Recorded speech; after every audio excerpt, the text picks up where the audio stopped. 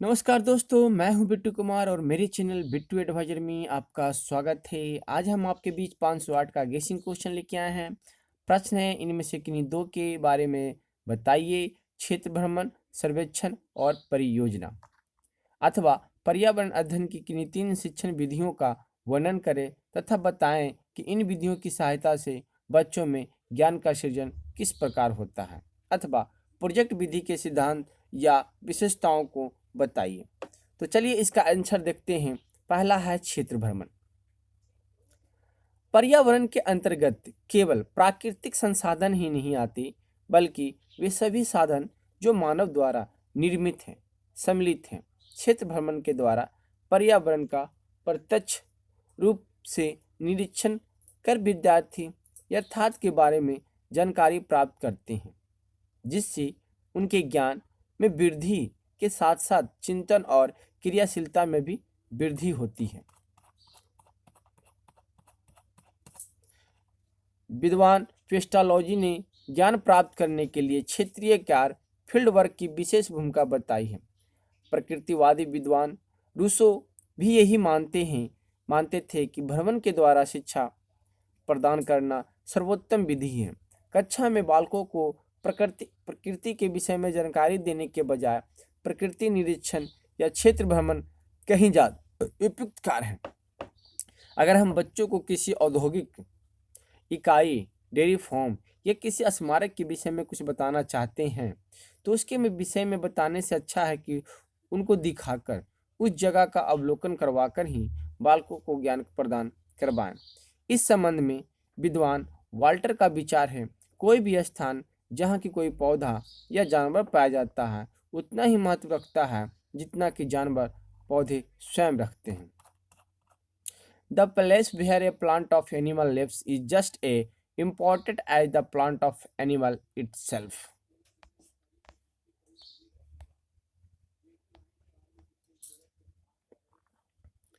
श्री रावत के शब्दों में पर्यावरण के ज्ञान के लिए छात्रों को वस्तुओं अथवा क्रियाओं का स्वयं निरीक्षण करने तथा उनको अपने स्वाभाविक रूप में देखने का अवसर मिलता चाहिए।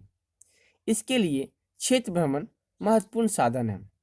वास्तव में क्षेत्र भ्रमण के द्वारा बालक संसार के वास्तविक रूप को समझ पाते हैं और इस क्रम में जो भी ज्ञान उन्हें मिलता है वह स्थायी होता है।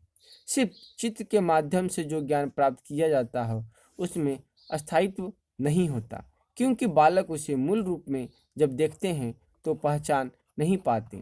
इसके विपरीत प्राकृतिक वातावरण में यथार्थ वस्तुओं को दिखाया जाता है, तभी शिक्षण में सरलता एवं रोचकता भी आती है। आइए हम क्षेत्र के भ्रमण में कुछ मुख्य लाभों के विषय में जानकारी प्राप्त करते हैं। पहला है, यह पर्यावरण के प्रति रुचि उत्पन्न करने में सहायक होता है। इसके माध्यम से पर्यावरण शिक्षा को सरल, सहज एवं रुचिपूर्ण बनाया जा सकता है। विद्यार्थियों में अवलोकन शक्ति का विकास होता है। उनमें काल्पनिक एवं वास्तविक पदार्थों में अंतर करने की शक्ति का विकास होता है। चिंतन शक्ति का विकास होता है। आत्मनिर्भर बनते हैं। परस्पर सहयोग की भावना का विकास होता है। उनके ज्ञान का क्रमबद्ध विकास होता है। उनमें पर्यावरण के प्रति सकारात्मक दृष्टिकोण का विकास होता है। क्षेत्र भ्रमण की प्रक्रिया, प्रोसेस ऑफ फील्ड ट्रिप। कोई भी कार्य तभी सफल होता है जब उसे नियोजित ढंग से किया जाता है। किसी भी क्षेत्र भ्रमण का कुछ न कुछ शैक्षिक उद्देश्य अवश्य होना चाहिए। शैक्षिक भ्रमण सफल हो, इसके लिए हमें निम्न बातों को ध्यान में रखना चाहिए। पहला है भ्रमण का आयोजन व संगठन। भ्रमण का उद्देश्य, भ्रमण क्षेत्र का चुनाव, भ्रमण की तैयारी, भ्रमण के दौरान काम आने वाली आवश्यक सामग्री, भ्रमण के उद्देश्यों का मूल्यांकन। इस प्रकार हम कह सकते हैं कि अगर हमें किसी शैक्षिक भ्रमण की योजना बनानी हो तो हमें सबसे पहले इसके आयोजन एवं संगठन के लिए प्रधानाचार्य एवं अभिभावक की अनुमति अवश्य लेनी चाहिए। फिर उस भ्रमण के क्या क्या उद्देश्य होने चाहिए, इस पर आपस में विचार विमर्श करना चाहिए। भ्रमण क्षेत्र का चुनाव विद्यार्थियों की आयु, मानसिक स्तर, स्थान, कि विद्यालय से दूरी, उस स्थान की खासियत जानने के लिए साधनों की उपलब्धता आदि बिंदुओं को ध्यान में रखकर ही करना चाहिए। छोटे बच्चों को जीव विज्ञान एवं वनस्पति विज्ञान का अध्ययन करने के लिए आसपास के वाटिकाओं, नदियों, तालाबों, उद्योगों, चिड़ियाघर, म्यूजियम आदि स्थानों पर ले जाया जा सकता है। इसी प्रकार माध्यमिक व उच्च स्तर तथा माध्यमिक स्तर पर औद्योगिक क्षेत्रों जैसे कपड़ा मिल, जूट मिल, कागज मिल, साबुन का कारखाना, चौक बनाने का कारखाना इत्यादि का निरीक्षण करवाया जा सकता है। वैज्ञानिक पक्ष में radio station, telephone exchange, water marks आदि स्थान भ्रमण के लिए चुने जा सकते हैं। भ्रमण पर जाने से पूर्व आवश्यक तैयारी भी जरूरी है। विद्यार्थियों को भ्रमण के उद्देश्यों से अवगत कराया जाना आवश्यक है। उन्हें क्या क्या सामान ले जाना है और क्या क्या कार्य करना है, इसकी सूची भी प्रदान की जाए। विद्यार्थियों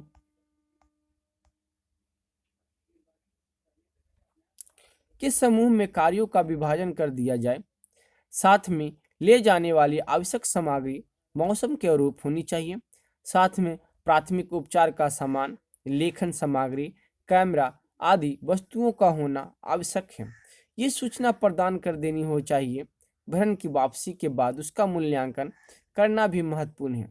इसके लिए आपस में विचार विमर्श, चर्चा, लिखित रूप में जानकारी लेना तथा संग्रह योग्य वस्तुओं का संग्रहालय में रखवा कर भ्रमण की उपलब्धियों को जांच व परखा जा सकता है। इस प्रकार से भ्रमण करके विद्यार्थियों में आसपास दूरस्थ स्थलों, प्राकृतिक स्रोतों, सजीव ज्ञान प्रदान करने के निरीक्षण क्षमता को बढ़ाया जा सकता है तथा पर्यावरण शिक्षा के कार्यक्रमों को सफल बनाकर पर्यावरण संरक्षण करने संबंधी जागरूकता बढ़ा सकती है। कहा है सर्वेक्षण। सर्वेक्षण से अभिप्राय उस विधि से है जिसके माध्यम से प्रत्यक्ष प्रत्यक्ष रूप से क्षेत्र में स्वयं जाकर लोगों के विचारों, आदतों, साधनों व उपयोग करने के तरीके तथा उनकी आवश्यकताओं आदि के बारे में विभिन्न प्रकार की जानकारी प्राप्त की जा सकती है। सर्वेक्षण का विषय क्षेत्र। सर्वेक्षण के अंतर्गत विभिन्न क्षेत्रों अर्थात सामाजिक, पर्यावरणात्मक, सांस्कृतिक, प्राकृतिक आदि विभिन्न तत्वों का अध्ययन आ जाता है। वास्तव में राष्ट्रीय जीवन का कोई ऐसा क्षेत्र नहीं है जो सर्वेक्षण के विषय क्षेत्र में नहीं आता। सर्वेक्षण का महत्व। पर्यावरण अध्ययन तभी प्रभावी होता है जबकि यह पुस्तकों तथा मानचित्रों के अतिरिक्त क्षेत्र में जाकर प्रत्यक्ष रूप से किया जाए। भूतल पर एक स्थान दूसरे से भिन्न है, यही नहीं बल्कि एक ही क्षेत्र में रहने वाले विभिन्न वर्गों के व्यक्तियों के रहन सहन में भी अंतर होता है। ये सभी तत्व भूमि की उत्पादकता, मनुष्य का व्यवसाय, वहाँ पर उपलब्ध सुविधाएं तथा मनुष्य द्वारा उन सुविधाओं का प्रयोग करने की क्षमता पर निर्भर करते हैं। इन समस्याओं को समझने के लिए सर्वेक्षण आवश्यक है। सर्वेक्षण के लाभ। संक्षेप में सर्वेक्षण के निम्नलिखित लाभ हैं। वातावरण सक्रिय तथा सजग रहता है। छात्रों की निरीक्षण शक्ति का विकास होता है। ज्ञान रोचक ढंग से प्राप्त किया जाता है।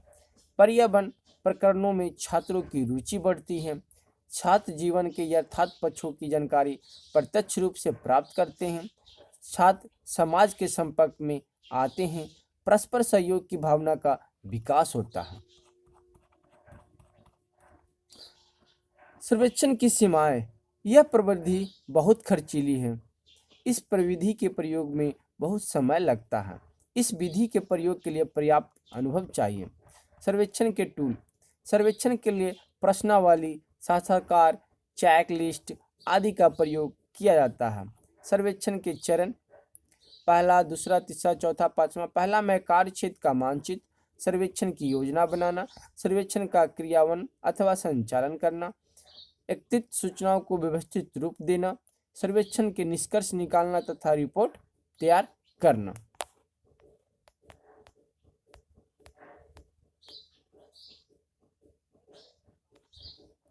सर्वेक्षण को प्रभावी बनाने के लिए उपाय। पहला, छात्रों को विभिन्न टोलियों में बांटना तथा उनके कार्य तय करना। छात्रों को संबंधित व्यक्तियों से सौहार्दपूर्ण बर्ताव के लिए निर्देश देना। छात्रों को सर्वेक्षण के उद्देश्य से भली भांति परिचित कराना। संबंधित व्यक्तियों को जिनसे सूचनाएं लेनी है उनको सर्वेक्षण के उद्देश्य की उचित जानकारी देना। सर्वेक्षण के प्रश्न सरल तथा संक्षिप्त हो। प्राप्त उत्तरों को छात्रों द्वारा तुरंत नोट कर लेना। सर्वेक्षण के उदाहरण। पहला, आस पड़ोस के सीमित कृषि भूमि उपयोग का सर्वेक्षण। स्थानीय यातायात के साधनों का सर्वेक्षण। स्थानीय दुकानों का सर्वेक्षण। मोहल्ले के परिवारों को सर्वेक्षण। परिवार की आय तथा आकार आदि। पांचवा, स्थानीय तत्वों का सर्वेक्षण जो पर्यावरण को दूषित करता है। गह परियोजना यानी कि प्रोजेक्ट। यह विधि पर्यावरण शिक्षा के लिए एक प्रभावी विधि है। इस विधि का आविष्कार विलियम किलपैट्रिक ने किया था। आइए विभिन्न परिभाषाओं के माध्यम से हम इसे समझने का प्रयास करते हैं। किलपैट्रिक के शब्दों में प्रोजेक्ट एक स्वोद्देश्य क्रिया है जिसको पूर्ण संलग्नता के साथ सामाजिक वातावरण में किया जाता है। प्रोफेसर स्टीवेंसन के अनुसार प्रोजेक्ट एक समस्यामूलक कार्य है जो स्वाभाविक स्थिति में पूरा किया जाता है। विद्वान बैलार्ड के अनुसार प्रोजेक्ट अर्थात जीवन का एक ही भाग है जो कि विद्यालय में प्रदान किया गया है। परियोजना विधि की विभिन्न परिभाषाओं को समझने के बाद आइए अब हम इसके सिद्धांतों को समझने का प्रयास करते हैं। प्रोजेक्ट विधि के सिद्धांत। इस विधि के सिद्धांत निम्न प्रकार हैं। पहला, प्रयोजनता। किसी भी प्रोजेक्ट के लिए प्रयोजना होना आवश्यक है। दूसरा, क्रियाशीलता। इस विधि का दूसरा आधार है क्रियाशीलता। इस विधि के अंतर्गत बालक जो कुछ भी सीखता है करके सीखता है। तीसरा है रोचकता। बालक को जो भी परियोजना सौंपी जाती है वह रुचिपूर्ण होनी चाहिए। चौथा, यथार्थ। प्रोजेक्ट में जो कार्य बालक को सौंपे जाने चाहिए वे वास्तविक एवं यथार्थ होने चाहिए। पांचवा, सामाजिकता। प्रोजेक्ट विधि में बालकों को वे कार्य प्रदान किए जाते हैं जिनसे उनमें सामाजिकता का विकास होता है। वे आपस में मिलजुल कर कार्य करते हैं। छठा है स्वतंत्रता। इस विधि में बालकों की पूरी स्वतंत्रता प्रदान की जाती है। उन पर किसी की भी प्रकार का बंधन नहीं होता। सातवां, उपयोगिता। जो भी प्रोजेक्ट कार्य बालक को सौंपे जाए उसकी उपयोगिता होनी चाहिए। प्रोजेक्ट विधि के सोपान। आइए अब हम प्रोजेक्ट विधि के सोपानों के विषय में जानकारी हासिल करते हैं। पहला है परिस्थिति उत्पन्न करना अथवा प्रदान करना। बालकों की आयु, योग्यता और क्षमताओं के आधार पर शिक्षक को उनके सामने ऐसी परिस्थिति उत्पन्न करनी चाहिए जिनमें उनकी रुचि हो। दूसरा, प्रोजेक्ट का चुनाव। प्रोजेक्ट का चुनाव बहुत महत्वपूर्ण है क्योंकि इसके चुनाव पर ही प्रोजेक्ट की क्रियान्विति, सफलता, असफलता और बालक की संतुष्टि निर्भर करती है।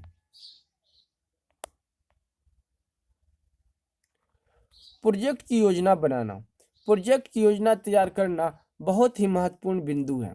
अतः योजना बनाते समय ध्यान रखना चाहिए कि किन किन वस्तुओं की आवश्यकता है, कार्य के दौरान कौन कौन सी कठिनाइयां आ सकती है और इन्हें कैसे दूर किया जा सकता है, कार्य के विभिन्न पदों को क्रमबद्धता क्या रहेगी इत्यादि बातों का विचार पहले से ही कर लेना चाहिए। अगर योजना व्यवस्थित हो तो प्रोजेक्ट के अपेक्षित एवं सही परिणाम संभव है। प्रोजेक्ट की क्रियान्विति। पहले से बनाई गई योजना के आधार पर प्रोजेक्ट का क्रियान्वयन किया जाता है। शिक्षक की भूमिका मार्गदर्शन के रूप में होती है। आवश्यकता पड़ने पर योजना में परिवर्तन भी किया जा सकता है। विद्यार्थी अपने कार्य के आधार पर समस्त परिणामों के आंकड़े एकत्रित करते हैं। पांचवा है प्रोजेक्ट का मूल्यांकन। प्रोजेक्ट की समाप्ति के बाद विद्यार्थी स्वयं समस्त कार्य का विस्तृत मूल्यांकन करते हैं। वह यह देखते हैं कि प्रोजेक्ट से उनके निर्धारित लक्ष्य और उद्देश्य पूर्ण हुए हैं या नहीं। त्रुटियों का विवरण रखते हैं, सही परिणामों का पुनरावलोकन करते हैं जिससे उनके ज्ञान में वृद्धि होती है। शिक्षक प्रोजेक्ट की सफलता असफलता के मूल्यांकन कर विद्यार्थियों को उनकी उपलब्धि के विषय में बताते हैं। छठा है प्रोजेक्ट का रिकॉर्ड तैयार करना। प्रोजेक्ट निर्माण से लेकर मूल्यांकन तक का सभी विवरण विद्यार्थियों द्वारा लिखा जाता है। इसमें जो भी त्रुटियां होती हैं उनको भी लिखा जाता है ताकि आगे उनकी पुनः आवृत्ति न हो। प्रोजेक्ट विधि की विशेषताएं। प्रोजेक्ट विधि के सोपानों के बाद अब हम इस विधि की विशेषताओं को समझने का प्रयास करते हैं। पहला है व्यक्तिगत विभिन्नता पर आधारित। यह विधि व्यक्तिगत विभिन्नता की समस्याओं को दूर करती है। विद्यार्थी अपनी योग्यता एवं रुचि के अनुसार कार्यों का विभाजन करते हैं। जीवन से संबंधित। यह पुस्तकीय ज्ञान पर आधारित नहीं है बल्कि वास्तविकताओं पर आधारित है। तीसरा, प्रजातांत्रिक भावनाओं का विकास। इस विधि के द्वारा बालकों में सहयोग एवं सहकारिता की भावना का विकास होता है। वे एक दूसरे की भावनाओं का सम्मान करते हुए मिलजुल कर कार्य करते हैं। चौथा है मनोवैज्ञानिक विधि। यह मनोवैज्ञानिक विधि पर आधारित है क्योंकि इसमें सीखने के 3 नियम, तत्परता का नियम, अभ्यास का नियम, परिणाम का नियम का आयोजन होता है। पांचवा है श्रम के प्रति निष्ठा। यह विधि बालकों में श्रम के प्रति निष्ठा की भावना को बढ़ाती है। छठा, स्व निर्णय लेने की क्षमता का विकास। यह विधि बालकों में निर्णय लेने की क्षमता का विकास करती है।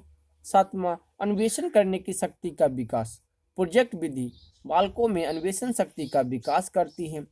इस प्रकार हम देखते हैं कि प्रोजेक्ट विधि विद्यार्थियों को स्वतंत्र रूप से कार्य करने की क्षमता का विकास करने के साथ साथ उसे आत्मनिर्भर भी बनाती है। तो दोस्तों, अगले प्रश्न में हम लेके आएंगे कि गतिविधि किसे कहते हैं, कक्षा कक्ष और कक्षा से बाहर की जाने वाली गतिविधियों में क्या अंतर है, अथवा वर्ग 5 के किसी अभ्यास में से बाहर की जाने वाली गतिविधि के लिए योजना बनाइए तथा संचालित करें तथा योजना के विभिन्न चरण कारण पर एक प्रतिवेदन तैयार करें। तो ऐसे ही वीडियो पाने के लिए आप हमारे चैनल पे बने रहें। धन्यवाद।